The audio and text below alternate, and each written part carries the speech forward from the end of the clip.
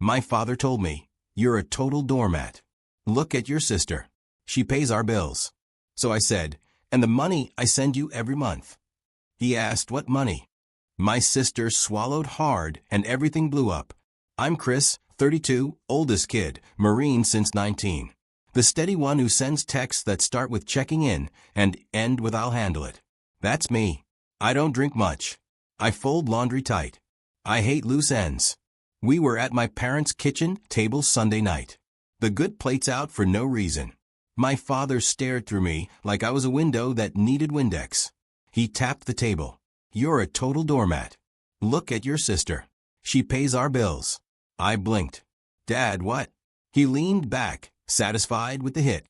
"My mom made that lemon face she does when she's pretending to be neutral."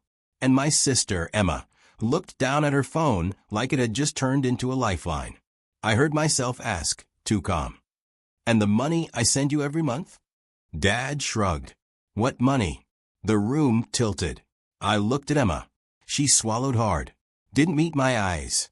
My hands went cold, even though I could feel the oven heat on my knuckles. Somewhere outside, a neighbor's dog barked like the world was normal. "Say it," I told her. She tucked a strand of hair behind her ear. "Chris, this isn't the time." "It's exactly the time." Dad pointed his fork at me. "Don't raise your voice in this house." "Then answer me." I said, "What money?" I repeated his line back to him because I needed to hear it from his mouth again. Needed to feel the sheer stupidity of the lie. My phone buzzed on the table. A banking notification. Another auto transfer.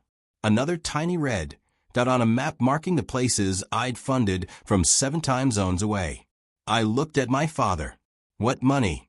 Emma's throat clicked. "Chris, just please." And that's how it started. One sentence that felt like a slap. One question that split our family wide open. I didn't storm out. I didn't even stand. I just sat there and stared at the 3 people who claimed to love me and realized none of them knew me at all. "Okay," I said quietly. "Then let's talk. I grew up in a house where love sounded like chores. And we'll see." Dad worked construction until his knee gave out, then bounced between jobs. Mom taught piano lessons in the living room. Emma was the sunshine, student council, soft sweaters. That laugh everyone said was contagious. I was the kid who fixed the Wi-Fi and took the trash out before anyone asked. The one who didn't rock the boat because someone had to keep it upright.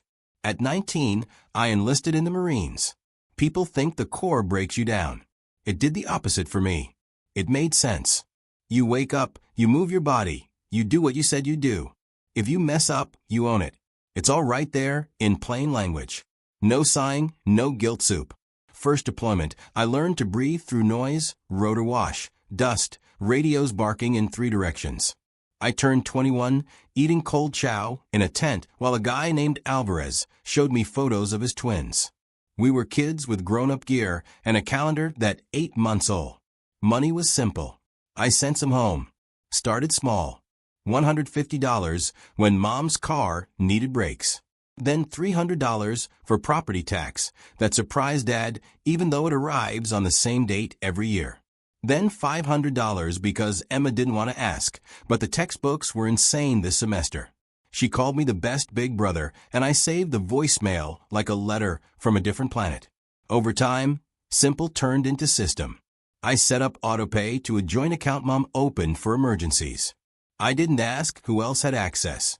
That's on me. Then came the family group chat. Rent's due again. Heat bill doubled. Washer died. I sent what I could. Sometimes it was half my paycheck. Sometimes it was the whole re-enlistment bonus split into careful chunks, so the withdrawals wouldn't trigger fraud alerts. The notifications became a rhythm.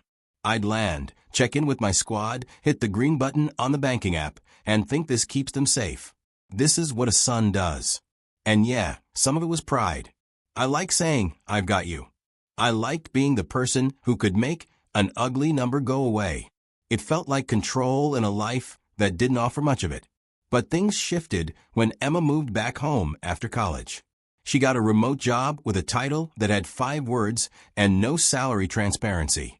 Suddenly, instead of "we're short on gas," It was we're looking at a bigger place, and we should really upgrade the kitchen. My parents started saying we like the three of them were a single organism with a Pinterest account. The first time I felt the floor tilt was on video call from the barracks. Emma aimed her camera low, just enough to show the new marble backsplash. She said, "We did it on a budget." I covered most of it, and Mom beamed. They didn't say, "Thank you." I didn't ask. Then I saw the same backsplash on my banking statement as Home Improvement LLC in 3 neat installments that matched the exact days Emma had texted me cute photos of the dog. Little things stacked. December, we splurged on a better sofa. Dad's back. March, we finally fixed the roof before the rains. June, we had to buy Emma a new laptop. Her job depends on it. Meanwhile, my boots had holes. I patched with duct tape, and I skipped leave to grab extra pay, because you're young. You can handle it. I told myself it was temporary. Mom said, when your father's knee heals, like it was a plot twist any minute now. Dad said, when I get back on a site, like the phone would ring if he stared at it long enough. Emma said, I'll pay you back. I promise. In a voice that made it sound like a fairy tale with no deadline. The tension didn't break big. It frayed. First fry, a cousin's barbecue. When my uncle joked, your sister's a saint. Pays for everything. And everyone nodded like they'd rehearsed. I laughed because the other option was to flip a table. Emma squeezed my arm and whispered, don't make a scene. I swallowed the heat and reminded myself that Marines don't lose bearings in public. Second fray. Mom sent a selfie from a day spa with the caption, self-care. On the same day, she texted me, honey, the electricity. We're a little behind.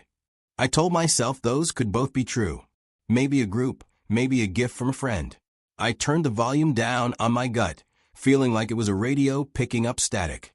Third fry. I came home on leave, took Dad to the diner he likes, and the waiter asked Emma if she wanted to keep the card on file. Her card, with my name on it, the joint account. She laughed, slid it back into her wallet, and said, oh, that one's for the house stuff. House stuff. The waiter didn't blink. My father didn't blink. I blinked for everyone. I tried to start a conversation that night. Let's look at the monthly budget together. Mom said, don't be controlling. Dad said, don't bring Marine rules into a family home. Emma said, I am paying for things. And then she listed them. Netflix, the dog's vet, her own gym membership, so I can help Dad with his exercises. The way she said it made me feel like I'd accused her of a crime. I backed off because I've learned this. Sometimes peace is cheaper than truth, but truth collects interest. By the time we reached that Sunday night table, I'd been sending money for 8 years. I'd covered a $2,800 dental bill for Mom, a $1,200 property tax catch-up, a $900 plane ticket for Emma to network in Austin, 3 separate emergency tires, and one horrible week where I sent $3,500 after Dad texted bank threatening foreclosure.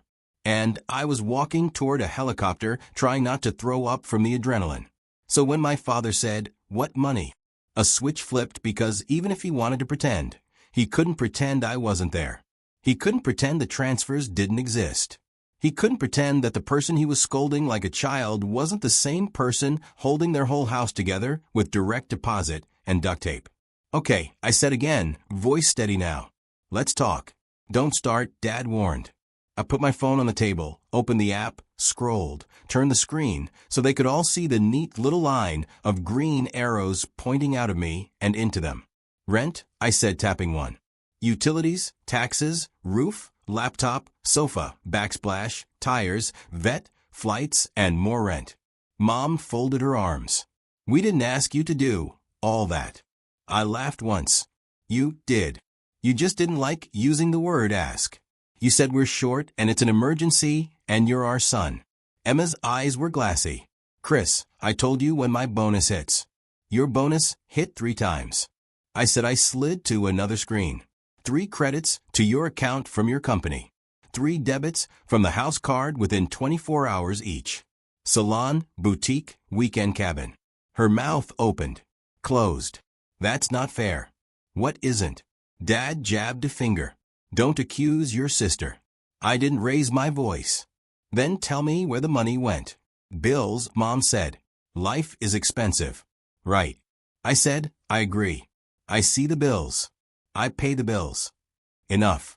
Dad barked. You're embarrassing yourself. No, I said I've been embarrassed for years. I was embarrassed when you told Uncle Mike that Emma pays for everything. I was embarrassed when the waiter handed her my card. I was embarrassed when I got a fraud alert because the mortgage company thought the number of payments from my account looked suspicious. Silence. Even the fridge seemed to hold its humming breath. Emma whispered. I didn't mean. I cut her off gently. I know you didn't mean to lie at first. I think it started as pride. You wanted to be the hero. Mom and Dad wanted a story where they weren't leaning on their son overseas, so you told people you covered it. And, at some point, the story felt real. Then, the spending started to match the story. Dad stood. Get out. Not yet, I said. I slid a printed spreadsheet across the table. I'd made it on base the week before, after the last emergency text. Every transfer, every label, 8 years of quiet yes. I'm not a bank. I'm not a ghost. I'm your son, and I'm done. Mom's voice went small and sharp. So, you're abandoning us? No, I said I'm setting terms. Terms? Dad sneered. Yes, boundaries. Here they are. I tapped the paper. I'll pay for needs. Real ones verified with bills I can see. No more joint card. No more house account. No more auto pay. If you need help, you ask directly. If I can, I will. If I can't, I won't. And if anybody tells people that Emma pays for everything, the help stops for a year. I'm not negotiating that. Dad laughed mean and short. You think you can dictate to me in my house? I sat back. I think I can control what I fund. I think I've been doing that silently. I'm just putting words to it. Emma wiped her eyes. Chris, please don't make them hate me. They don't hate you. I said they just like the version of you that cost me money. Dad slapped the table. Out. Okay, I said. I stood, tucked my phone into my pocket, and let my hand rest flat on the spreadsheet one last second. Last thing, I added, looking at my sister because she deserved something clear. Shame thrives in secrets. I'm not carrying yours anymore. I walked to the door.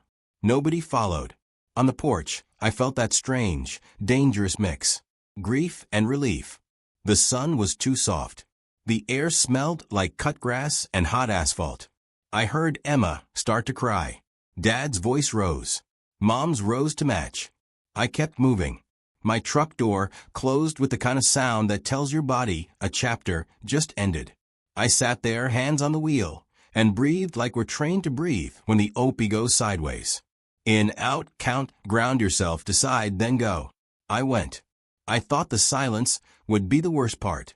It wasn't. The worst was the noise that came instead. Hour 1, 3 missed calls from Mom, voicemails about family. And how dare you put us on the spot? I let them sit. Hour 2, a text from Emma. I'm sorry. I panicked. I stared at it until the screen went black, then wrote back, we'll figure it out, but it has to be honest. Day 2. Dad posted a photo of him and Emma at the hardware store with the caption, My girl, the one who keeps us going. A little theater for their audience. I didn't take the bait. Day 3. The group chat blew up. Aunt Linda, we heard Chris is cutting you off. Mom, he's confused. Cousin Jake, wait. I thought Emma. Dad, she does everything. I typed 3 words. Not anymore. Boundaries, and muted the thread. Then came the practical fallout. I canceled the joint card. The bank rep tried to upsell me on a premium account. I said no and shut the laptop with hands that wouldn't stop shaking. I changed the autopay to 0. My phone stayed quiet until the first of the month when Mom called at 7:12 a.m. on the dot. Mortgage is due, she said, already angry. Send me the statement, I said. It's the same policy for everyone. I don't report to you, she snapped. Then you don't get my money, I said calmly and ended the call because I've learned that some conversations are a loop. She sent the statement an hour later. I paid it. That's the thing about boundaries. They're not revenge. They're a fence with a gate and rules about how the gate works. If you ring the bell politely and you actually live there, I'll let you in. Emma came by my apartment with a grocery bag and big eyes. No makeup, hair in a messy bun, sweatshirt I recognized from senior year. She hovered just inside the door. "I'm sorry," she said again. "You said that?" I answered softer than I felt. "Why did you do it?" She perched on the edge of the couch that still smelled like fabric cleaner. "It started small," she said. Mom would say, "Don't tell Chris about the spa. He'll overreact." Dad would say, "People don't need to know our business." And then people started telling me I was so generous. It felt nice. It was like I could be the good one without doing the hard part. "That hard part is my paycheck," I said. "I know." She looked up. "I didn't think you kept track." I smiled without humor. "I'm a Marine. We keep track." She took a breath. "Okay, I'll tell people the truth. I don't want to press to her. I want you to stop lying." She nodded, "And I'll pay you back." "How?" Silence. She hadn't thought that far. "Start with this," I said. I pulled out an envelope. Inside a photocopy of the spreadsheet and a sticky note with a monthly number broken into chunks. "This isn't punishment, it's a plan. 50 a week. You skip, it rolls. You pay early, it shrinks. I'll match whatever you put toward Dad's medical until the debt's cleared. Then we reassess." She stared at the paper like it might bite. "You made a payment plan for me." "Yeah," I said. "Turns out I like plans." She sniffed and laughed at the same time. "You're such you." "Thanks," I said. We ate the groceries she'd brought. Eggs, bread, berries. She insisted on doing the dishes. She gave me a hug at the door that felt like both of us were 12 again and trying to apologize for a broken vase. The next week, Mom called to say the power company had messed up the bill. I said, "Send it." She sent a photo of the envelope face, not the statement. "Open it," I wrote. She waited 4 hours, then sent the actual bill, which was exactly on time and exactly the amount it always is. I paid it. She texted, "Thank you," with a period like she was being forced to say it at gunpoint. Dad stayed loud. He left a voicemail that started with, "You're acting high and mighty," and ended with threats about being done with you. Then he texted me a photo of the house with the caption, "You think you own this?" I didn't respond. Instead, I called the bank and took my name off the mortgage account altogether. If I wasn't going to be a ghost owner, I might as well be a person with clean hands. Freedom came in weird shapes. A Saturday morning where I made pancakes and didn't check my phone every 5 minutes. A run without mentally calculating which bill I'd cover next. A night where I sat on the fire escape with a beer watching the street go gold and didn't feel responsible for the weather. It wasn't all easy. Guilt is a muscle my family built for me. Mom would send a photo of Dad in a brace, and I'd feel that muscle flex. I'd breathe, count, look at the calendar and the statements and ask, is this a need or a nudge? If it was a need, I helped. If it was a nudge, I didn't. I started to hear the difference. Work changed me in ways I didn't expect. On base. Guys who had always called me accountant or dad because I kept everyone on schedule started asking about life stuff. How do you do that? How do you say no without sounding like a jerk? I told them the truth. You can sound like a jerk. You just can't be one. Say the rule. Keep the rule. Be generous inside the rule. I also did something that felt ridiculous and necessary. I opened a new account labeled Chris only in my budgeting app. Every payday, I moved money there first. Rent, food, savings, a line for fun that I actually used. I bought a second-hand guitar and learned 4 ugly chords. I spent a weekend fixing up my truck with parts that didn't come from a bargain bin. I took a woman named Sam to a minor league game and didn't spend the whole time worrying about a text that might yank me out of my seat. Emma started sending the 50 every Friday. Sometimes she sent a screenshot with it like she needed a sticker. Sometimes she forgot until Sunday and then sent 2. It wasn't about the money. It was about the muscle we were building. Her learning to carry her own weight. Me learning to stop grabbing at first. 2 months in, she posted a photo with the caption, "Learning to speak the truth even when I want to be liked." Mom commented a string of eye roll emojis. Dad wrote, Family business is private. I didn't touch any of it. Private for them. Mint, don't expose the parts we're ashamed of. Truth for me. Mint. Name the mess so you can clean it. The real shift happened at a birthday dinner for Grandma. I almost didn't go, but I did because I loved her and because avoiding a battlefield is not the same as peace. We were all seated when Uncle Mike raised his glass and said to Emma, the one who I stood calm. Quick correction, I said, not smiling. For 8 years, I covered the bills. Emma said she did. That ends now. We're all learning new habits. Fork scraped. Someone coughed. Emma stared at her napkin like it could give advice. Dad's face flushed a color I didn't know he could make. Grandma looked at me with those sharp eyes that missed nothing. You finally grew a spine, she said. Then she laughed, delighted, and kept eating like she'd been waiting to be served this course for a decade. The table exhaled. People pivoted. Cousin Jake asked me about my last duty station. Aunt Linda complimented Emma's new haircut without mentioning money. The world didn't end. We just stopped lying in public. After dessert, Dad cornered me by the coat rack. You humiliated me. You did that, I said, voice even when you lied long enough to believe it. He leaned in. You think you're better than me. I thought about all the times I tried to win by being smaller. No, I said, I think I'm finally being me. He looked confused, which is what happens when your favorite tool stops working. He stepped back. Get out. I will, I said, sliding my jacket on. And next month when the mortgage is due, if you need help, you know the rule. He didn't answer. That was fine. Silence is information. When I got home, there was an envelope under my door. No return address, just my name and Emma's neat handwriting. Inside $50 in cash and a note that said, I told Grandma the truth too. She said, about time. I put the 50 in a jar on my dresser. I wasn't keeping score. I was keeping evidence that people can change. And I was changing too in small ways that felt like fresh air.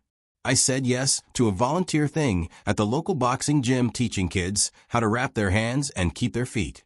I really slept. I started to make plans that didn't need a contingency for a 2 a.m. crisis call. It turns out there's a lot of life on the other side of wet money. There's space. There's the quiet you earn. 3 months after the kitchen table war, Dad called. Not Mom. Dad. He cleared his throat. Your mother says I should talk to you. I sat in my truck outside the gym, windows down, street humming. Okay, I said. Mortgage is due, he said. Send the statement. I answered. A beat. Then softer than I'd ever heard from him. Emma told me she's paying you back. She is, I said. She told me. You made a plan. It sounded like a foreign word in his mouth. I did. He exhaled. I hate plans. I know. Silence settled. Not the old kind, the loaded kind. Just a pause where two people check if the bridge can hold. I shouldn't have said doormat, he managed. You shouldn't have. I agreed. But you did. We can't unring it. We can decide what we do next. He coughed. Send me that budget thing. This spreadsheet. Something in me unclenched. I'll send a template. I said we can go over it or you can do it alone. Your call. Your voice is different. He said suddenly. Yeah. I said mine. Another beat. Your mom made chicken. He said, which was his way of saying he missed me. I'm busy tonight, I said, and let the words stand without apology. But I can come Sunday after church. 1 hour. We'll talk bills. Not feelings, not history. Bills. Deal. Deal. He said. On Sunday, I showed up with printed copies and a highlighter. We sat at the same table where he'd call me a doormat. The light looked different. Maybe it was me. We mapped the month. Mortgage, utilities, Dad's PT, the dog shots. We circled wants in orange. We circled wishful thinking in red. We set 3 calls he had to make himself. We set 2 I promised I'd make if he wrote the questions. The rules were simple. Ask. Tell the truth. Except no. He tried to argue with number 3. I shook my head. That one's for me, I said. Emma came in halfway through and slid 50 on the table without a word. Mom hovered, then sat, then asked what APR meant. And I watched my father bite back a joke and actually answer. It was small. It mattered. No one said thank you that day. We didn't do a group hug. I left with an emptier spreadsheet than usual and the oddest sensation in my chest, like I'd set down a 100 pounds pack I'd forgotten was strapped on. On the drive home, the sunset threw pink at the edges of everything. I rolled the window down. The world smelled like cut grass and exhaust. And the last minutes of a long summer day. I thought about 19-year-old me sitting in a barracks wiring money because love felt like responsibility. I thought about 32-year-old me sitting at a kitchen table, saying words out loud that changed the air. Here's what I know now. Love without boundaries turns into debt with interest. Boundaries without love turn into walls no one can climb. The sweet spot is a fence with a gate and a bell. You're allowed to keep the bell unplugged at night.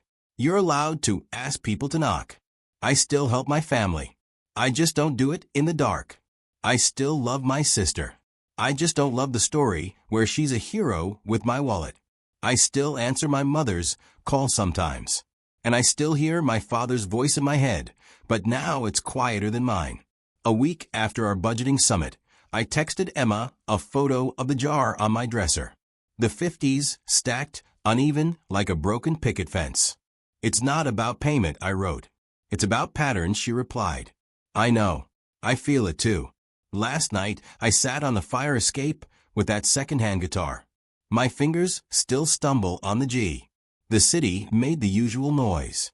Somewhere in it, I could hear my own breathing, steady like a metronome. I thought about Sunday dinners and Marine SH and the exact flavor of my dad's cheap coffee. I didn't feel angry. I didn't feel useful. I didn't feel like a doormat or a hero. I felt like a person with both feet on the ground. If you asked me for a moral, I'd give you this simple one. I won't let people use me and call it love. I won't confuse silence with peace. I won't fund a lie. I'll show up with receipts, with kindness, with a gate that opens when the bell rings for the right reasons. And when someone says, "What money?" I'll say, "The money I earn. The money I choose, then I'll choose." That's the whole story.